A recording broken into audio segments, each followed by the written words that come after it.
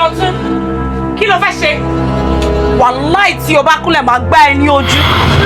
Wá wá. Ibo lóru pọ̀ lọ. No, dábì náà ibo lóru pọ̀ lọ. Ẹ kókó nínú òun méjèèjì pààyàn. Mi ò gbọ́ nǹkan kan. Shut up! O máa ń parọ́. O sọ̀rọ̀ bí arìndìn imbecile ni ya like. You know I love you so much. Mi lè parọ́ fún ẹ. Àdúgbò, e be like say you get bomb inside your head. Ferrari. I come here now. I tell you say there dey fight for inside room now. You no wan go there. Wetin you call am? Na gidi. Yeah, that reminds me. What are you doing this weekend? Wait, do we have any plan? No conference. Mommy, I prefer rest in the weekend, you know. Good.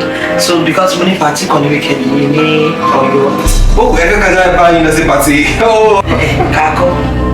When you come with me.